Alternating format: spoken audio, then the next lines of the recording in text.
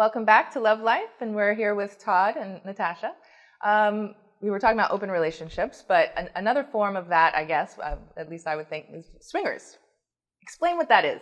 How does that work? I think it could be a lot of things. I love it. You guys are like my experts in all this stuff. Yeah, it could be a lot of things. Swingers are, a couple that likes to go out and, partake in sexual activity with either other couples or other people, which as long as, obviously that's just an extension of that couple's relationship.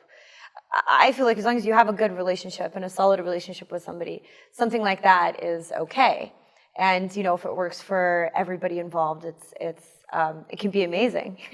If the relationship isn't super solid, then there can be a lot of trouble in it. Almost like everything else we've been talking everything about. Else, yeah. It's all. What do you think, Todd? I mean, I think when you're talking about open relationships, swingers, it's like, what's the difference? It's all, again, about what your relationship is with that person and what you guys define it as. And, I think the term is very, it's got a negative connotation. Yep. But I think people participate it, broadly. And again, as long as you're communicating, you're avoiding the jealousy issues and being honest about your feelings.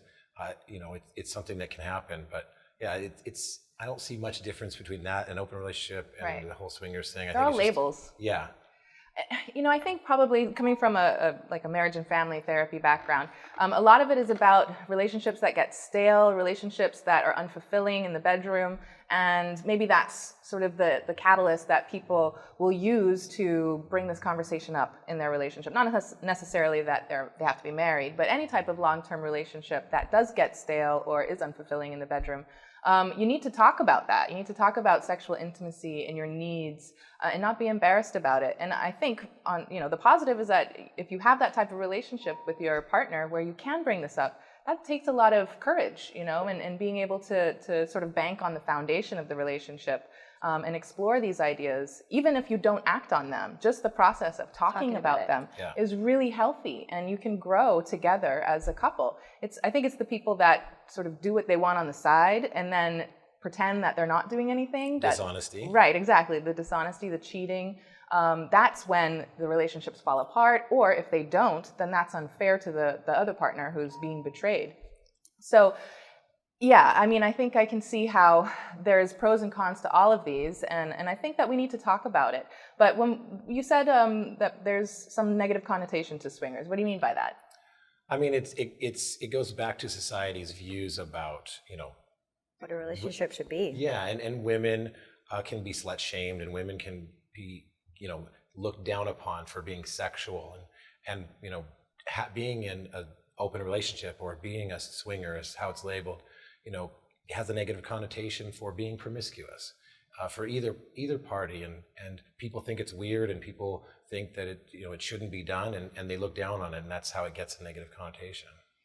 I feel like not always is exploring that option in a relationship has to be because maybe the sexual part of the relationship is going stale. It could just be like a new adventure. Mm-hmm. And I feel like a lot of times if it's done right, it makes the relationship stronger. It's like a new thing that you're overcoming and a new kind of fantasy that you could have. But I don't think it necessarily has to be because something is stale or, not there. But again, like he said, I mean, it's all about people's perception about it. And, what's right for some people may not be right for other people. Yeah, good point. I mean, everyone's going to be different. You're going to have more traditional people that are just conservative and only want a monogamous relationship for eternity. And there are people that are, fall somewhere in the middle or on the other extreme. And I think knowing that there's a niche for each of those things for every person, gives you some sense of freedom. And also the fact that a lot of people have to hide, their choices. I think that does a lot of damage psychologically to people. And so having this kind of forum where we can talk about it and say, I accept you for who you are, because really it's none of my business what you do. To each their own. Exactly. They want to do. Yeah, exactly. And they do it in private. It doesn't hurt you. Yeah. What does it matter? I think couples that do crossword puzzles together are weird. But you know what? If you want to do that in private, that's your thing. Exactly.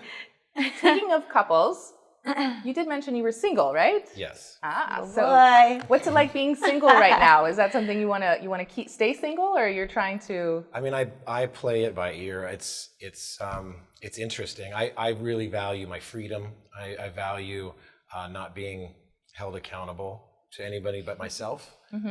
I like to do what I want, and you know, you get into relationships, and that will change a lot of times. So, in terms of just my everyday life, I think that's important. I don't mind a monogamy thing. I think if you have a good sex life, that's fine. That's great. But if you know, the other aspects of relationships can wear you down in terms of the freedoms that you may lose.